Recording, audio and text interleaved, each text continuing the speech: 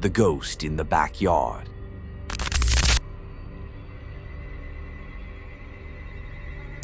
Like, subscribe, and share our YouTube channel. Don't forget to hit the bell icon for latest video notification from our channel. It started on a quiet October evening when the Thompson family moved into their new house on the outskirts of town. The backyard, lush and wide, was encircled by towering oaks and brambles that swayed even when there was no wind. A weathered swing set stood at the edge of the lawn, covered in rust and ivy. It looked abandoned, but oddly the grass around it was neatly trimmed. Sophie, their 10-year-old daughter, was the first to feel something strange about the backyard. On the second night, while playing with her stuffed bunny, she saw the swing creak forward. Slowly, it swung back and forth on its own, smoothly without jerks, as if someone invisible had taken a seat. She told her parents, but they brushed it off as the wind or her imagination. The next day, Sophie went out to the swing, curious. She hesitated, feeling like she wasn't alone. As her hand touched the cold metal chain, a faint whisper reached her ear. "Push me." It was a child's voice, soft, barely a breath, yet undeniably there. She spun around, but no one was there, only the swaying oak branches and shadows shifting on the grass. At night, Sophie started having vivid dreams. In them, she saw a little boy with pale skin and empty black eyes standing under the swing set, barefoot on the damp grass. He never spoke, but always stared at her.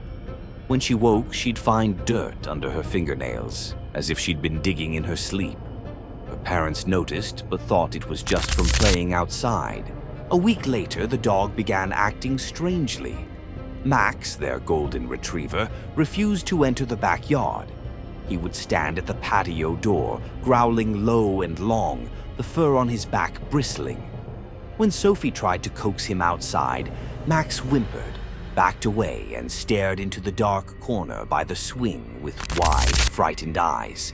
Sophie's father, Ethan, decided to investigate.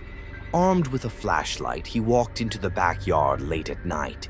He checked behind the trees, the swing set, and even poked through the overgrown bushes. As he bent down near the base of an oak tree, he spotted something peculiar. Small footprints embedded deep in the damp earth. They were child-sized, leading toward the swing, but stopping abruptly in front of it, as if the child had vanished into thin air. That night, Ethan dreamed he was digging a hole in the backyard with his bare hands. He could feel the cold soil beneath his nails, hear the scraping sound as his hands clawed deeper and deeper into the earth. When he hit something solid, he woke with a start. His hands were dirty, and there were fresh clumps of mud smeared across the sheets. The family decided to call a local historian, Mrs. Abernathy, hoping to find some answers about the house's history. Over tea, Mrs. Abernathy revealed something chilling. Many years ago, a young boy named Samuel had gone missing from that very property. His parents had searched for him desperately, but he was never found. The backyard, Mrs. Abernathy said, was believed to be haunted ever since. That evening, Sophie sat on the swing again, despite Max barking frantically from inside the house. "Samuel," she whispered into the cool autumn air.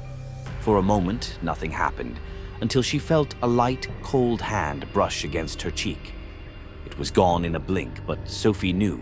Samuel was there, listening. The next morning, Ethan found something unsettling. A shovel leaned against the oak tree at the far end of the yard, though no one had taken it out of the shed. The earth beneath it had been disturbed, a patch of loose dirt freshly turned. He knelt and began to dig. Beneath a few inches of soil, he unearthed a small, mud-stained shoe. Panic crept into the family. They considered leaving the house, but Sophie insisted they had to help Samuel. She believed he wasn't evil, just lost and trying to tell them something.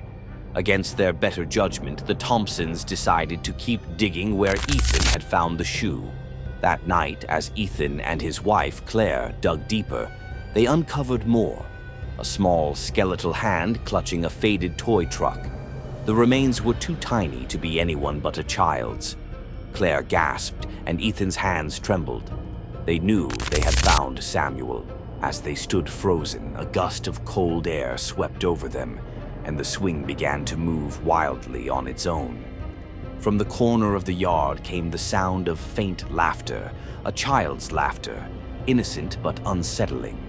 The shadows under the trees shifted, forming the outline of a small boy standing in the darkness. Ethan grabbed Claire's hand, and they stumbled back toward the house. Sophie stood by the patio door, watching the boy under the swing set with a sad expression. "He's not going to hurt us," she whispered. "He just wanted to be found."